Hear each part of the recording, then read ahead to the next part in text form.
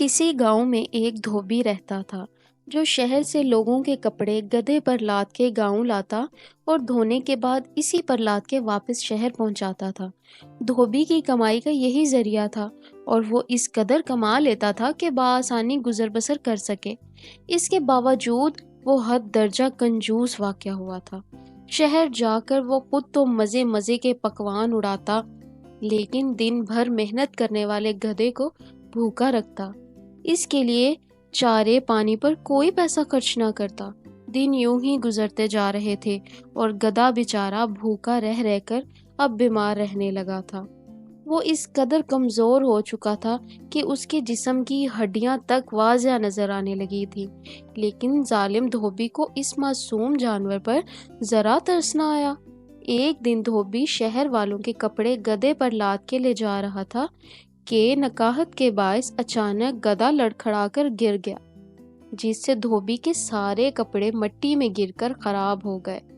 دھوبی کو غصہ تو بہت آیا، لیکن وہ گدھے کی حالت دیکھ رہا تھا، اس لیے اسے مارنے سے باز رہا۔ وہ سنجیدگی سے اس کے بارے میں سوچنے لگا کہ ایسا کیا کام کیا جائے جس سے اسے پیسے بھی نہ لگانے پڑے اور گدھے کی خوراک کا بھی انتظام ہو جائے۔ وہ انہی سوچوں میں گم گدھے کو ساتھ لیے گاؤں کی طرف واپس جا رہا تھا کہ اس کا گزر ایک جنگل سے ہوا، جہاں اسے شیر کی کھال ملی۔ کھال کو دیکھ کر تو ایک ترکیب اس کے ذہن میں آ گئی۔ اس نے جھٹ کھال اٹھا کر گدھے کو پہنا دی۔ اگلے دن دھوبی گدھے کو لے کے پاس والے کھیتوں میں چلا گیا، جہاں لوگ کام کر رہے تھے۔ لوگوں نے جب شیر کو کھیتوں میں گھستے دیکھا تو وہ خوف کے مارے بھاگ کھڑے ہوئے اور خالی کھیتوں میں گدھا مزے سے گھاس چرنے لگا۔ اب دھوبی نے روز یہی معمول بنا لیا تھا۔ وہ روزانہ گدھے کو کسی نہ کسی کے کھیتوں میں لے جاتا۔ لوگ شیر کی کھال میں چھپے گدھے کو شیر سمجھ کر ڈر جاتے اور اسے بھگانے کی جرات بھی نہ کرتے۔ دھوبی خود چھپ کر تماشا دیکھتا رہتا اور جب گدھا گھاس چر لیتا تو اسے لے کر واپس لوٹ آتا۔ چند ہی دنوں میں گدھے کی صحت بہتر ہو گئی اور دھوبی اس بات سے بے حد خوش تھا کہ بغیر کسی خرچ کے اس نے گدھے کی خوراک کا بھی انتظام کر لیا۔ دھوبی اس بات سے انجان تھا کہ جھوٹ کی عمر زیادہ لمبی نہیں ہوتی۔ ایک دن حسب معمول دھوبی گدھے کو کھیتوں میں گھاس چرانے لے گیا۔ وہاں موجود لوگ بھی شیر کو دیکھ کر خوف کے مارے بھاگ گئے۔ ان سب میں ایک سمجھدار آدمی بھی موجود تھا۔ پہلے تو وہ بھی ڈر کر بھاگنے لگا، لیکن اچانک جب اس نے شیر کو گھاس چرتے دیکھا تو وہ ساری بات سمجھ گیا۔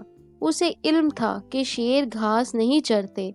دور نظر دوڑانے پر اسے درخت کی اوٹ میں چھپا دھوبی بھی نظر آ گیا تو ساری حقیقت واضح ہو گئی۔ عقل مند آدمی نے کھیتوں میں کام کرنے والوں کو اشارے سے پاس بلایا اور انہیں ساری بات سمجھائی۔ سب نے مل کر دھوبی کو سبق سکھانے کا فیصلہ کر لیا۔ تمام لوگ آہستگی سے چلتے ہوئے عین دھوبی کے سر پر آ کھڑے ہوئے۔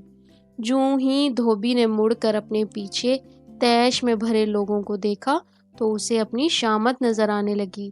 اس سے پہلے کہ وہ بھاگنے کی کوشش کرتا، گاؤں کے لوگوں نے پکڑ کر نہ صرف اس کی خوب درگت بنائی بلکہ گدھا بھی اس سے چھین لیا گیا۔